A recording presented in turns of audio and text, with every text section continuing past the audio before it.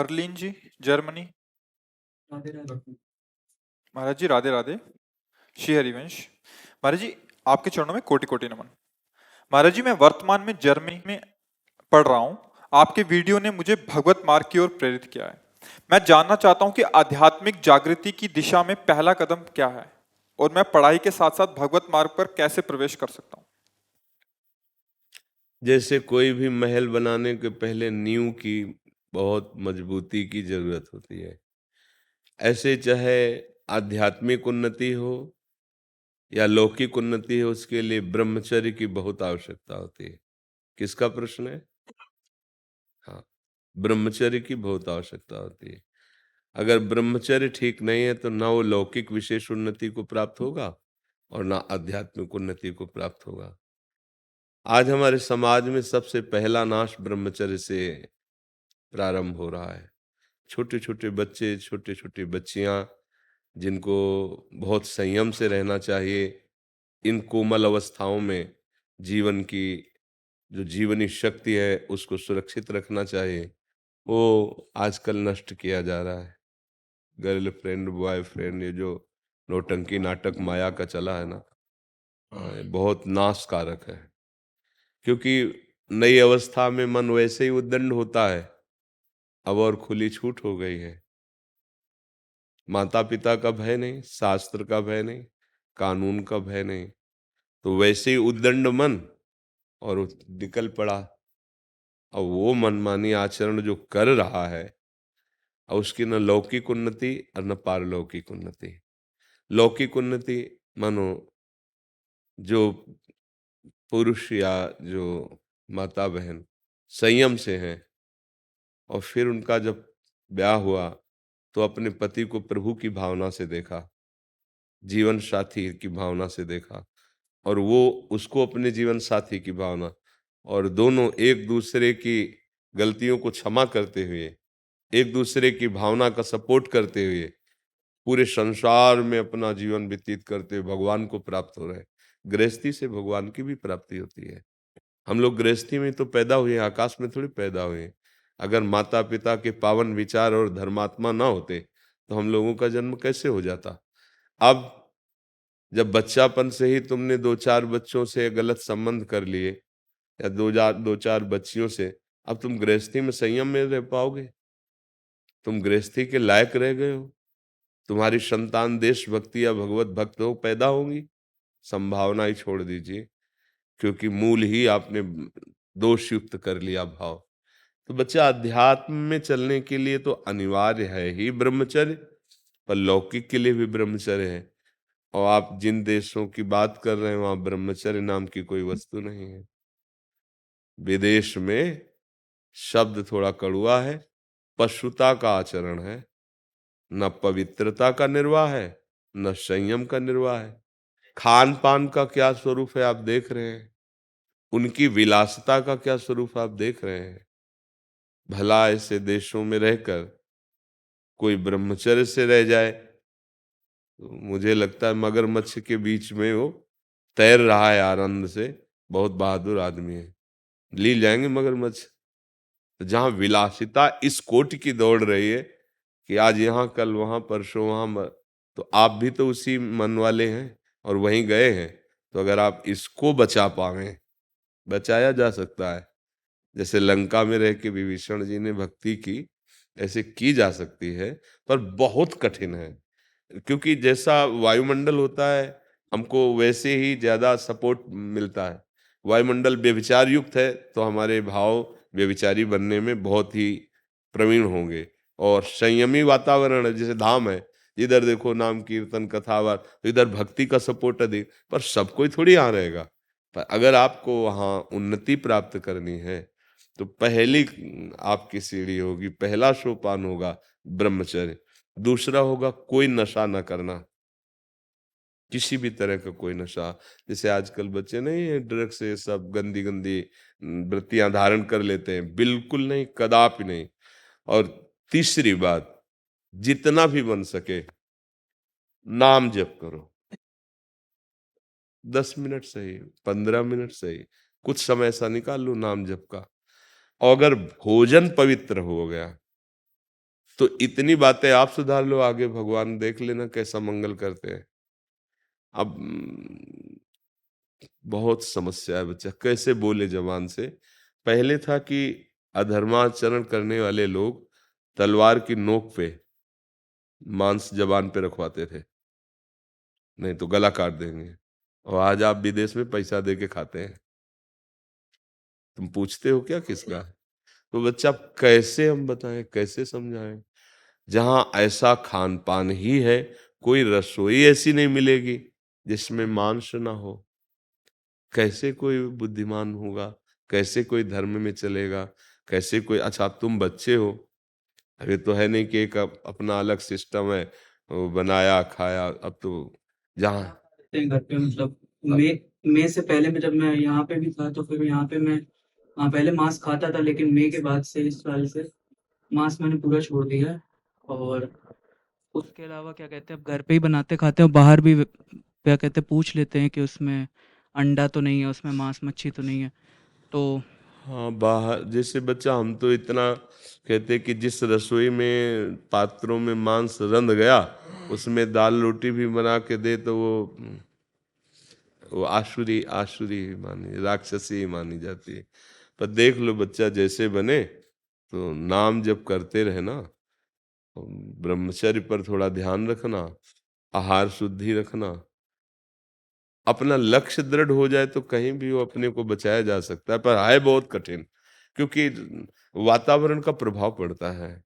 अभी बड़े भाग्यशाली हो जो आपके मन में ऐसी जिज्ञासा है, आप ऐसे सतमार्ग में चलना चाहते हो, तो भगवान सहयोग भी देते हैं, सामर्थ्य देते हैं। तो जो आपसे कहा, इस पर विचार करना और इसको पालन करने की चेष्टा करना। वो क्या, करुणा में भगवान है, वही सब कृपा करेंगे। राजीव चौधरी जी। राधे राधे महाराज जी। महाराज जी, मेरे द्वारा 40 वर्ष पूर्व दीक्षा ली गई थी। गुरुजी शक्ति उपासक थे, उन्होंने 12 वर्ष पूर्व शरीर छोड़ दिया है।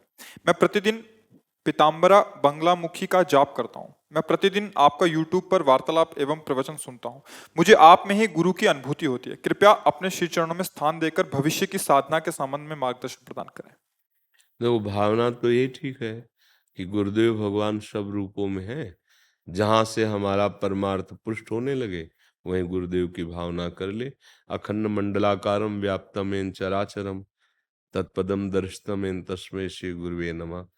तो आपको जो गुरु जी ने मंत्र दिया है वही जपो, और आपको जो परमार्थ में बाधा समझ में आवे उसका प्रश्न कर लो। अगर आप हमसे कहेंगे कि आप अब, तो देखो हम आशिक हैं राधा किशोरी के, हमारी जबान राधा राधा राधा राधा, हम वृंदावनवासी राधा उपासी, बस दूसरा अगर हमसे पूछोगे तुम्हारा नशा क्या है, तो ये है। आप जो पूछोगे कि मेरे लिए आदेश क्या है, तो जो गुरु मंत्र मिला है, गुरु मंत्र जपो, और जो साधना में विक्षेप लगे उसका प्रश्न कर लो, उसका उत्तर मिल जाएगा। पर यहाँ की बात अगर पूछोगे कि, तो राधा राधा राधा राधा, अब तो बेल फैल गई जाने सब कोई, मेरे तो गिरधर गोपाल दूसरों, अब तो राधा राधा राधा राधा राधा। अम्बा जी की कृपा हुई आपके हृदय में, तो श्री जी की तरफ। पर ये प्रेम मार्ग है, इसमें इसमें परवाह नहीं होती।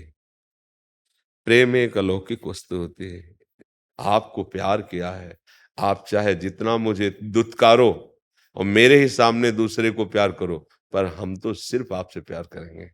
प्यार का जो स्वरूप है ना, वो ऐसा नहीं कि हम आपसे प्यार करते आप हमारी तरफ देखो हमसे प्यार करो। चाहत होती है, पर सच्चा प्रेमी यही चाहता है, हम आपसे प्यार करते हैं, आप मुझे दुत्कारो, मेरे ही सामने दूसरे को गले से लगाओ, पर आप तो बहुतों से प्यार कर सकते हैं, पर मैं केवल आपसे प्यार करता हूँ। आप प्रभु हैं, आपके लाखों भगत हैं, लेकिन नाथ मेरे लिए तो सिर्फ आप हैं। तो ये जो प्यार का है ना, ये बड़ा हृदय जो है इसमें एकदम अनन्य होता है, इसमें कोई परवाह नहीं होती। ठाकुर जी से भी कोई चाह नहीं होती, कोई चाह नहीं कि हमारा मंगल हो, हमारा कल्याण हो, हमें मिलो। तुम मत मिलो, तुम्हारी याद में हम आहें भर कर रो रो के जीवन व्यतीत करेंगे, मिलना हो मिल लेना, ना मिलना हो ना मिलना। एक प्रेम जो होता है ना, एक वो अलग होता है, वो ये सब सिद्धांतों से एक अलग होता है। ये प्रेम जो है बड़ा, तो अब हमको छेड़ोगे तो ये है।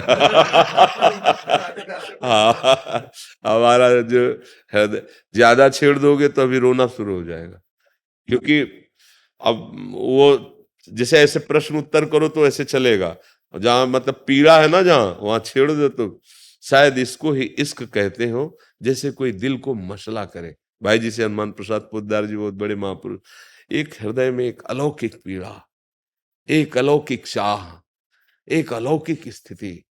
अब वो मतलब जब हृदय पवित्र होगा तब समझ में आएगा। अभी तो काम क्रोध लोभ मोह मद मत्सर, अभी तो इसी को प्यार समझा जाता है ना। हाँ, प्यार ये नहीं है, प्यार तो एक अलौकिक वस्तु है। और आप जितना प्यार सोचते हैं उससे अनंत गुना प्यार प्रभु आपको करते हैं, क्योंकि वास्तविक प्यार वही जानते हैं करना। अब हमारा मुंह तो इधर है संसार की तरफ, और प्यार प्रभु कर रहे हैं, तो मुझे लग रहा है संसार प्यार कर रहा है। थोड़ा लौटिए और प्रभु की तरफ होइए तो रो पड़ेगे कि कितना तुम प्यार करते थे, करते हो, और मैं समझ ही नहीं पाया कि आप प्यार कर रहे थे। ये बात बिल्कुल वंश शेठ जी, श्री हरिवंश महाराज जी। जय जय श्री हरिवंश महाराज जी, आपके चरणों में कोटि कोटि प्रणाम। महाराज जी, मेरा एक प्रश्न है। मैं एक फार्मा का छात्र हूँ, डॉक्टरी का महाराज जी डॉक्टरी का वो कर रहे हैं, और मेरी जो पढ़ाई है मुझे उसमें चूहों पर एक्सपेरिमेंट करना पड़ता है, और ये हमारी पढ़ाई में सिखाया जाता है कि जब हमारा उनसे काम हो जाता है तो उनकी हत्या भी हमें ही करनी पड़ती है, और उनकी हत्या करके हम क्षमा मांगते हैं और उनसे सलाम करते हैं। इस हत्या को शहादत बोलते हैं। परंतु मेरे मन में ये प्रश्न उठता है कि महाराज जी, जिस प्रकार पितामह भीष्म को जाने अनजाने के किए पापों को भोगना पड़ा, तो क्या हमें जो ये पाप जानकर किया है उसका फल हमें भोगना पड़ेगा? कृपया मार्गदर्शन करें इसके ऊपर। वैसे बहुत सूक्ष्म विषय है ये, क्योंकि आप औषधि का जो प्रयोग कर रहे हैं चूहे पर, उससे लाखों की जान बच सकती है। जैसे कोई भी अभी जैसे कोरोना वायरस फैला हुआ था, अब उसके लिए उनको बनाना है तो उसको पहले कहीं चेक करना पड़ेगा ना। तो सब योनियों में श्रेष्ठ मनुष्य योनि है, और अगर वो आपका सफल हो जाता है और लाखों लोग निरोग होते हैं, तो वो अपराध के अंतर्गत नहीं आएगा।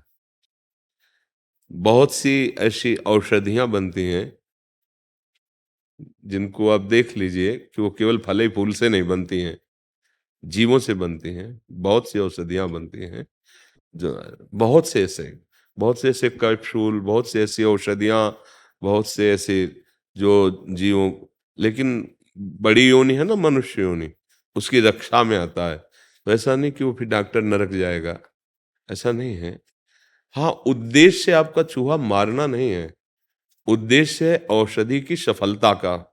अब अगर वो असफल हो जाता है तो वो फिर प्रयास करता है, लेकिन उसका उद्देश्य है लाखों जीवों की रक्षा। तो उद्देश्य उसका सही होने के कारण उसको पाप नहीं लगेगा, उद्देश्य सही होने के कारण। जैसे एक किसान का उद्देश्य है फसल रक्षा करना, और वो दीमक मारने की दवा डालता है, करोड़ों दीमक मर जाती है, तो नरक थोड़ी जाएगा, क्योंकि उसका उद्देश्य दीमक मारना नहीं है, अपनी फसल को बचाना है। फसल बचेगी तो कई जीवों के प्राण पोषण होंगे। तो कई ऐसी क्रियाएं हैं जिनमें दिखाई देता है कि दोष है। अब जैसे फसल में चूहे अगर लग जाएं तो नष्ट कर देंगे, तो फिर किसान को चूहा मार दवा रखनी पड़ती है। अब वो उसका उद्देश्य जो है वो अन्न रक्षा करना है, अपनी फसल की रक्षा करना है। जैसे जंगल में पशु हैं, लेकिन जो पशु बहुत हिंसक और क्रूर स्वभाव के हो जाते थे, राजा लोग जाकर उनको मारते थे। शिकार जो करने का उद्देश्य था वो इसीलिए था कि जैसे कुछ मृग हैं जो रोग से ग्रसित हो चुके हैं, अब प्रजा में संक्रामक रोग पैदा हो जाएगा। कुछ ऐसे हिंसक हैं जो बलात् मनुष्यों को मार दें, तो वो राजा लोग जाकर उनका शिकार करते थे, तो उनको उसका पाप नहीं लगता था, क्योंकि प्रजा की रक्षा के लिए ऐसा कर रहे थे। जैसे सामने वाला शत्रु पक्ष लाखों की संख्या में आक्रमण कर रहा है, हम अपने देश की रक्षा के लिए लाखों को मार देते हैं, तो लाखों की हत्या का आपको दंड नहीं मिलेगा, आपको विजयश्री पुरस्कार मिलेगा देश की रक्षा का। तो कुछ ऐसे बड़े सूक्ष्म विषय हैं जिनको देखा जाए तो उसमें उद्देश्य देखा जाता है। क्रिया यद्यपि अपराध जनित है कि बेचारा असमर्थ चूहा है, पर आपका उद्देश्य उसको पीड़ा देना नहीं है।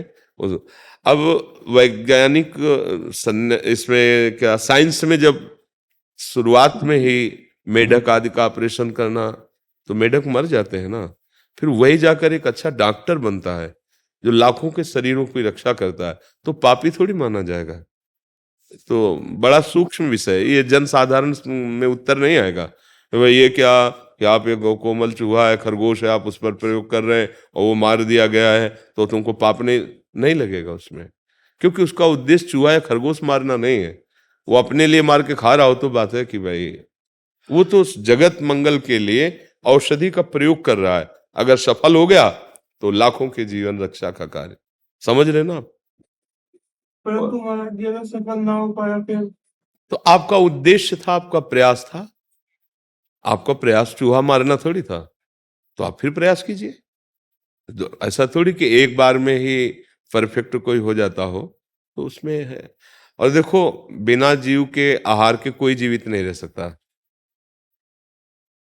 गेहूं है, जीव है उसमें, जितना मुर्गे में है, बकरे में है, वही गेहूं में है, वही मूली में है। आप उखाड़ दीजिए, देखिए मर जाएगी, सूख जाएगी।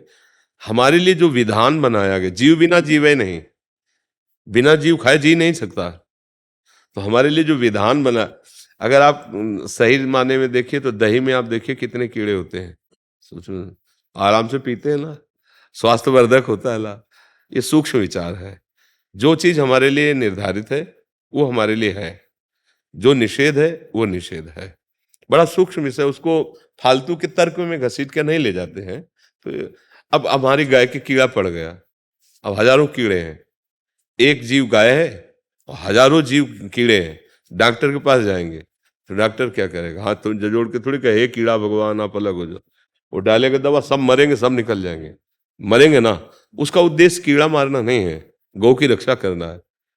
आंतरिक विषय को समझना होगा, नहीं तो ऐसे तो फिर बहुत सब गड़बड़ हो जाएगा, ले हो जाएगा। जी हाँ, हम आपसे सत्य कहते हैं कि गुरुवाणी किसी एक की नहीं है, पूरे विश्व ब्रह्मांड की है, जो स्वीकार करे। हम मतलब हृदय की बात कहते हैं। तो ये नहीं कि वो आपको ज्यादा प्यार करते हैं, हमको कम करेंगे, ऐसा ले। गुरुवाणी जी ऐसे नहीं, विश्व ब्रह्मांड का सिरताज है, स्वीकार करो। और चाहे जिस संप्रदाय के हो, चाहे जहाँ के हो, अगर आप कहीं भी जाते हैं तो आपकी गुरुवाणी का ही पोषण हो रहा है। जैसे आप आए तो गुरुवाणी की आज्ञा है कि साधु समागम करे, तो संत समागम आपको पूरी श्रद्धा वहीं रखनी है गुरुवाणी पे। उन आज्ञा हुई है तो हम जा रहे हैं साधु समागम के लिए। वहां से हमारा कल्याण होगा इसलिए नहीं जा रहे हैं, समझना है। यहाँ से कल्याण होगा इसलिए नहीं आए हैं। गुरु आज्ञा है, गुरुवाणी की आज्ञा है, साधु समागम करे, इसलिए साधु समागम कर रहे। बात तो गुरुवाणी से बननी है, ऐसी निष्ठा हृदय में रखें। वाहिगुरु जी का खालसा, वाहिगुरु जी की फतेह। आओ जी विराजमान, आप विराजो वाहिगुरु जी का खालसा, वाहिगुरु जी की फतेह। जटा लिख जावे निहाल जावे फतेह पावे। सत श्री अकाल। बाबा जी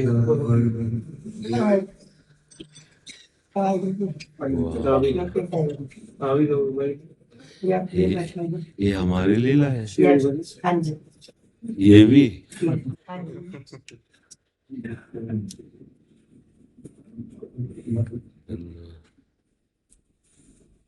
काम क्रोध को मारने के लिए दी है।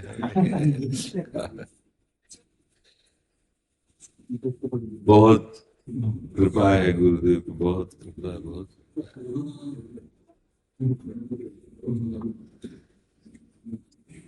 ये वहाँ हमारी कुटिया में श्री जी के पास 10वें गुरु गोविंद सिंह जी की बाणी।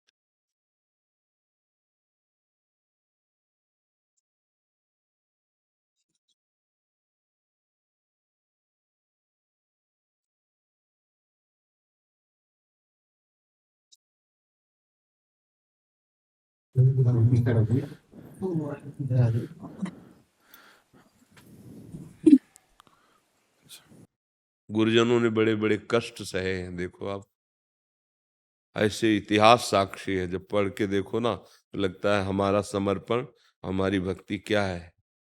अपने जो गुरुजन हैं कैसे कैसे महान कष्ट सहे हैं, पर अपने धर्म को, अपनी निष्ठा को, अपने भाव को झुकने नहीं दिया, सुरक्षित रखा है। हम लोग माया के आकर्षण में इतने बह रहे हैं कि एक भी बात मानने के लिए तैयार नहीं है। अपने महतजनों की, गुरुजनों की अगर एक बात मान ले, गुरुवाणी की एक बात मान ले गुरुजनों की, तो वही भव समुद्र से पार कर दे। पर हम मनमानी आचरण कर बैठते हैं, आज्ञा का उल्लंघन कर देते हैं। देखो, गुरु मानना सहज है, पर गुरु की मानना बहुत कठिन है। गुरु मानना तो सहज है, मान लिया, लेकिन गुरु की मानना, बात बनेगी गुरु की मानने से। इसीलिए महापुरुषों ने कहा कि गुरु ग्रंथ साहब को ही सब कुछ समझिए। क्यों? वो गुरु की आज्ञा है। सबसे बड़ा बात क्या है? गुरु बना लेना नहीं है, गुरु की बात मानना है। तो गुरु की बात क्या है? गुरु ग्रंथ साहब है, साहब विराजमान है, वो जो कह रहे हैं उनकी बात मानो, हो गए परम कल्याण। उनकी बात ना मानो तो आपको लाभ नहीं मिलेगा। लाभ आप कहते जरूर रहेंगे कि हम गुरुदेव के हैं, लाभ नहीं। लाभ तो वहां बैठा हुआ है वाणी जी में, जो गुरुवाणी कह रही उसके अनुसार खुली वस्तु रखी, गुरुवाणी में खुली वस्तु रखी, बस ऐसे उठाना है और डूब जाना है उसमें।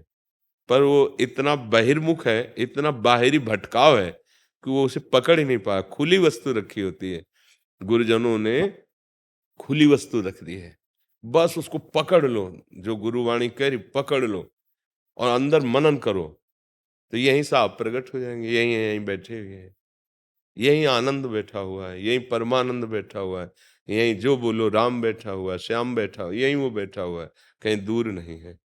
हम लोग क्या करते हैं कि जितना हमें मन को अच्छा लगा उतना तो मान लिया, और बकाया फिर हम नहीं मानते। तो ऐसा नहीं होता है। मन के अनुकूल गुरुवाणी नहीं होती, गुरुवाणी के अनुकूल मन को बनाना पड़ेगा। जो आज्ञा हो रही उसके अनुसार चलना पड़ेगा। और हम आपसे सत्य कहते हैं कि गुरुवाणी किसी एक की नहीं है, पूरे विश्व ब्रह्मांड की है। जो स्वीकार करे, हम मतलब हृदय की बात कहते हैं। तो ये नहीं कि वो आपको ज्यादा प्यार करते हैं, हमको कम करेंगे, ऐसा नहीं है। गुरुवाणी जी ऐसे नहीं, विश्व ब्रह्मांड का सिरताज है, स्वीकार करो। और चाहे जिस संप्रदाय के हो, चाहे जहां के हो, वस्तु है ना। जैसे मीठा है, तो मीठा किसी संप्रदाय को ही मीठा लगेगा, ऐसा है क्या कि भाई तुम इस संप्रदाय के नहीं, तुम्हें मीठा नहीं लगेगा? नहीं नहीं लगेगा, वो मीठा है ना। अमृत है, गुरुवाणी अमृत है। आज तक हमको कभी एक शब्द भी ऐसा नहीं लगा कि ये हमारी बात नहीं है, ये हमारे गुरु की बात नहीं है, ये हमारे धर्म की बात नहीं है, ये हमारे मार्ग की बात, एक भी शब्द ऐसा। वो बड़े स्वरूप में भी गुरु ग्रंथ साहब जहाँ हम कुटिया में विराजते ना, तो अलमारी में ऐसे सिंहासन पे विराजमान, 2 खंड में, बड़े खंड में 2 खंड में विराजमान। आज से नहीं, 10वें वर्ष से, 10वें हमें कभी नहीं लगा। और आपको सत्य बताएं, ये जो आप लोग दर्शन देते हैं ना, ये उसी का प्रताप है। आप लोग जो आके दर्शन दे रहे हैं ना, तो हमें समझ रहे हैं कि हमारे साहब हम पर प्रसन्न है, तो अपने पर पार्षदों को भेज करके प्रमाण देते हैं कि वो हमें प्यार करते हैं। वो हमें प्यार करते हैं कि आप सब पार्षदों को भेजकर। गुरुदेव साक्षात वाणी जी हैं। बार बार हम इसलिए कह रहे हैं कि गुरु बनाने के लिए लोग बहुत उत्सुक रहते हैं और गुरु बना लेते हैं। हम कहते हैं गुरु बनाने से बात नहीं बनेगी, गुरु की बात मानने से पड़े। आपको जो गुरुवाणी है, संपूर्ण सब ज्ञान भरा हुआ है, सब रस, सब जो चाहो जिधर चाहो, कोई ऐसा क्षेत्र नहीं है जो उसमें ना हो। भक्ति का, ज्ञान का, निराकार का, साकार का, जो चाहो, जहां चाहो, जैसे चाहो, वही गुरुवाणी आपको संभाल लेगी। वही आपको बता देगी क्या चाहते हो, निराकार रूप ये ले हो, साकार रूप ये लो, सब वस्तु विराजमान है, बस मान ले, इसमें कोई अपना पराय नहीं। गुरु की वाणी अपनी पराय नहीं होती है। गुरु गुरु शब्द गुरु है, गुरु गुरु शब्द है। और त्रिभुवन में किसी भी कहीं का कोई भी जोगी महात्मा कोई भी हो, गुरु वाणी से ही बढ़ा है। अगर गुरु वाणी पर विश्वास नहीं है तो आगे नहीं बढ़ सकता है। हाँ, अब मेरे और तेरे शब्द थोड़ी लगते हैं गुरु में। गुरु शब्द की मेरे गुरु तेरे गुरु ये तो मायाकृत शब्द है। गुरु गुरु है, गुरु गुरु है और उसकी वाणी वाणी है। तो गुरु वाणी त्रिभुवन की वाणी है, त्रिभुवन का मंगल करने के लिए गरज रही है। बस हम उसको स्वीकार करें, उनकी आज्ञा के अनुसार चलें। हम मन के अनुसार नहीं, गुरु वाणी के अनुसार मन को चलावें तो अभी आनंद के ऐसा अपार आनंद है कि आप सोच नहीं सकते। मतलब वो सुख ब्रह्मा को भी नहीं है। ब्रह्मा जी जो परमेष्ठी पद में है वो सुख नहीं है, देवराज इंद्र को भी नहीं है वो सुख। सम्राट की तो बात जाने दो, जो गुरुवाणी अमृत पान कराती है वो ब्रह्मा के पास भी नहीं है। इसलिए बिल्कुल कहीं लुभायमान मत हो और कहीं किसी विषय पर झुको मत। ये जो गुरुजनों ने ये पोशाक दी है, ये जो नियमावली दी है, जो अस्त्र दिया है, वो इसी बात के लिए दिया है कि क्रूर कर्मियों के आगे झुकना नहीं है। और गुरुवाणी अंदर है, ये काम क्रोध लोभ मोह मद मत्सर इनके आगे भी झुकना नहीं। बाहर से भी अपराजित और अंदर से भी अपराजित। बाहर भी कोई पराजित न कर सके और अंदर से भी कोई पराजित न कर सके, तभी धर्म की जय होती है। हाँ, बाहर से पराजित अगर कर दिया तो फिर अंदर की बात वो समझ नहीं पाएगा हमारी। इसीलिए सर्व सामर्थ्यशाली भगवत प्राप्त महापुरुष होते हुए भी ये जो अस्त्र धारण किए हैं ना, इसीलिए धारण किए हैं कि क्रूर कर्मी जो अधर्माचरण करने वाले हैं वो भययुक्त होकर के भी यदि धर्म में लगेंगे तो उनका मंगल हो जाएगा, उनका मंगल। नहीं तो अंतर में इतना रस होता है कि किसी को दंड देने की भावना ही नहीं आती। देखो गुरुजनों को कितना कष्ट मिला लेकिन दंड देने की भावना नहीं आई। तेरा किया देखो कैसे कैसा कैसा सुख है, कैसा अमृत है अंदर कि अगर रोष कर दें तो वो नष्ट हो जाए, क्योंकि अधर्मी है, वो नष्ट हो जाए। लेकिन माता की तरह गुरुदेव का हृदय होता है, गुरु साहब का हृदय माता की तरह। जैसे उद्दंड बच्चा है ना, पर उनको बच्चे ये समझाना अगर वो अपने स्वरूप में आकर के तो भस्म हो जाए, नष्ट हो जाए, क्योंकि ऐसी सामर्थ्य है। लेकिन कह रहे नहीं अच्छा है, अच्छा है। उनके लिए अहित नहीं किया, उनका अमंगल नहीं किया, क्योंकि उनका इतना दुलार करने वाला हृदय, इतना अमृतमय हृदय है। तो हम सब उन्हीं के कथनानुसार अपना जीवन, बहुत सौभाग्य है कि संसार के राग से हटाकर अपने मार्ग में प्रभु ने लगा दिया। अब जीतना है, हारना नहीं, बस इतनी प्रार्थना है, जीतना है। जो इंद्री गुरु वाणी से विरुद्ध चेष्टा करे रौंद दो उसको दुलार मत करना, बस इतनी बात समझना। अगर इंद्रियों का दुलार चालू रहा और ये हमको गिराते रहे तो हम अमृत रस का स्वाद नहीं ले पाएंगे। जैसे घोड़े की लगाम अगर हम खींच के रखेंगे तो सतमार्ग में चलेगा। नरसिंह मेहता जी एक बहुत बड़े महापुरुष हुए हैं, उन्होंने कहा काछ वाछ मन निश्चल राखे, धन धन जननी तेरी रे, वैष्णव जन तेई कहिए जे पीर पराई जाने रे। बात यह कि लंगोट का पक्का, जबान का पक्का और मन का पक्का, तो बोले धन्य है, उसने विजय प्राप्त कर ली। वह यहां नहीं फिसलना।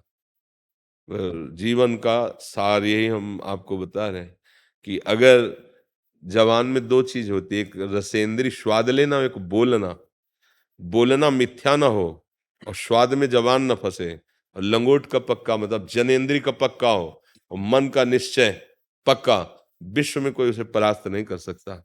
धन्य धन्य जननी तेरी रे, धन्य उसकी माँ जिसका लाडला ऐसा हुआ कि जो जनेन्द्री, रसेंद्री, वाकेंद्री, इन तीन पर विशेष दृष्टि, अगर तीन पर विशेष दृष्टि और सावधान और गुरु उपदेश के अनुसार तो मंजिल दूर नहीं है। पर ये छोटी मोटी फिसलन नहीं है, ये जो काम क्रोध आदि की फिसलन है ये बहुत महीन फिसलन है, बड़ी फिसलन है, और अपने लोग यहीं फिसलने की चूक कर बैठते हैं। इसलिए वो जो आनंद है उसको ये ढकने वाली चीजें हैं, इनको रोक लीजिए जैसे भी बने। अगर गृहस्थ मार्ग में है तो संयम से, और अगर विरक्त मार्ग में है एकदम अमृत सेवी स्वरूप, तो भूल करके भी कदापि नहीं, प्राण दे सकते हैं लेकिन इंद्रियजन खेल नहीं खेल सकते, ऐसी निष्ठा रखी जाए।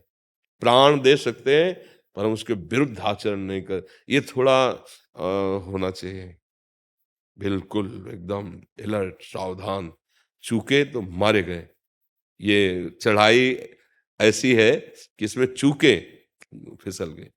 सेवा भावना, भक्ति भावना, प्रिय भावना इसी में आता है। बहुत सूक्ष्म बात है ये। आप सूरवीर हैं परमार्थ के, ऐसे कोई नहीं आएगा कि ललकार के आवे, ऐसे आएगा आपके पास, आपको गिराने के लिए ऐसे आएगा। भक्ति का रूप रख के, सेवा का रूप रख के आपको पहचानना है। जिसके संग से गुरुवाणी के विरुद्ध आचरण हो जाए वो भक्त नहीं हो सकता, वो सेवक नहीं हो सकता, वो मित्र नहीं हो सकता, वो शत्रु है। तत्काल दूरी बना ली जाए, बिल्कुल, तो फिर आगे प्रकाश हो जाता है। अलग अलग मार्ग, जैसे गृहस्थ मार्ग तो एक सीमा में उसको रखा गया है, लेकिन जैसे विरक्त मार्ग है मतलब आजीवन गृहस्थ स्वीकार नहीं, फिर उसमें ये प्रण लेना चाहिए कि प्राण चाहे भले चले जाए तो हम धर्म विरुद्ध आचरण नहीं करेंगे। चरित्र पावन, गुरुजनों के पावन चरित्र हुए हैं, तो हम उन्हीं के बच्चे, तो हमारा चरित्र पावन हो, आपके चरित्र को कोई खरीद न पावे, बस इतनी सावधानी रखनी। और तो गुरुदेव सब संभाले ही हैं। जो कहते नहीं कि वाहे गुरु का खालसा वाहे गुरु की फतेह, फतेह तो है ही, कोई गिरान, बस यहाँ हमसे अगर चूक हो जाएगी तो फिर बात अलग होगी। आप समझ पा रहे हैं ना हमारे अंदर की बात जो हम कहना चाहते हैं। हाँ, अगर आपको त्रिभुवन पर विजय प्राप्त करनी है, माया पर विजय प्राप्त करनी है, तो बस इन इंद्रियों को देखना कि ये इंद्रियां कहीं हमको शिथिल करके गिरा न दें। अगर यहां से बच गए आप तो आगे अमृत कुंड है, उसमें जहां डूबे तो इनकी जरूरतें नहीं पड़ेगी। जैसे एक बहुत निर्मल शीतल जलाशय प्राप्त हो जाए तो छोटे मोटे गड्ढों की याद नहीं आती है, ऐसे ही जब गुरुवाणी की कृपा से अमृत में प्रवेश होगा ना, फिर ये सब जो गंदे विषय माया के हैं ये आकर्षित नहीं कर पाएंगे। खूब नाम सुमिरन और अपनी इंद्रियों को शासन में रखते हुए अपनी गुरु निष्ठा में रहे, अपनी गुरुवाणी में रहे। अगर आप कहीं भी जाते हैं तो आपकी गुरुवाणी का ही पोषण हो रहा है। जैसे आप आए तो गुरुवाणी की आज्ञा है कि साधु समागम करे, तो संत समागम आपको पूरी श्रद्धा वहीं रखनी है गुरुवाणी पे। उन आज्ञा हुई है तो हम जा रहे हैं साधु समागम के लिए, वहां से हमारा कल्याण होगा इसलिए नहीं जा रहे हैं, समझना है। यहां से कल्याण होगा इसलिए नहीं आए हैं, गुरु आज्ञा है, गुरुवाणी की आज्ञा है साधु समागम करे, इसलिए साधु समागम कर रहे। बात तो गुरुवाणी से बननी है, ऐसी निष्ठा हृदय में रखें। मेहंदी बनी कि ना एक कि ना कई बार ना मुझे ऐसे कल्पना होती है, कल्पना बहुत ज्यादा बार कल्पना होती है भाई गुरु से महान या कोई और दिखते हैं, तो मेरी कल्पना है कि आज आगे में सच में जैसे ऐसे ना। नहीं, भक्त के हृदय में कल्पना नहीं होती, वो सत्य होता है। कल्पना सांसारिक शब्दों में प्रयोग किया जाता है, लेकिन जैसे हमारे गुरुदेव आ रहे हैं या कोई महापुरुष आ रहे हैं या कोई सत्य विषय आ रहा है स्वप्न में या जागृत में या बैठे बैठे, तो वो आ रहे हैं, वो सत्य हैं, उसको कल्पना कभी नहीं माननी चाहिए। कल्पना वो होती है जो मायाकृत होती है। सदगुरु कल्पना नहीं होते, संत कल्पना नहीं होते, जो गुरु का प्रताप है वो कल्पना नहीं होती। कब बैठे बैठे ऐसे चिंतन में डूबे और कोई लीला चल पड़ी तो कल्पना नहीं है, वो कृपा है, वो गुरु कृपा है, उसे कल्पना नहीं कहते। हाँ, भक्ति भाव में उसे भावना कहते हैं, पर वो भावना सिद्ध मानी जाती है, वो सत्य मानी जाती है। जो असत चिंतन है वो त्रिकाल में असत है, और जो सत है वो त्रिकाल में सत है। तो चाहे भावना में आ रहा हो या चिंतन में दिखाई दे रहा हो या स्वप्न में आ रहा वो सत्य ही है, वो कृपा करके पधारते हैं। हाँ उसमें सर धन्यवाद। वाहिगुरु जी का खालसा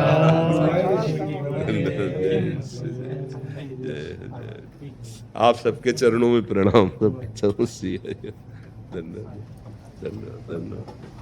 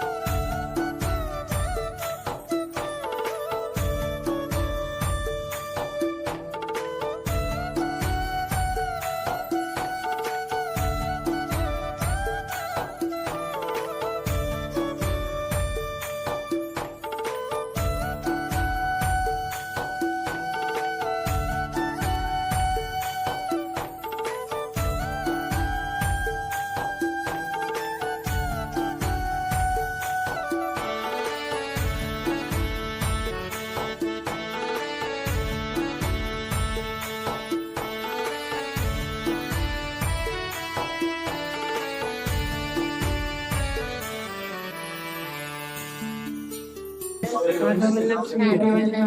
तप्त कंचन सुनाओ ना। तप्त कंचन गौरांगी राधे वृंदावनेश्वरी विश्वाणु ते देवी पाममामि हरे प्रिये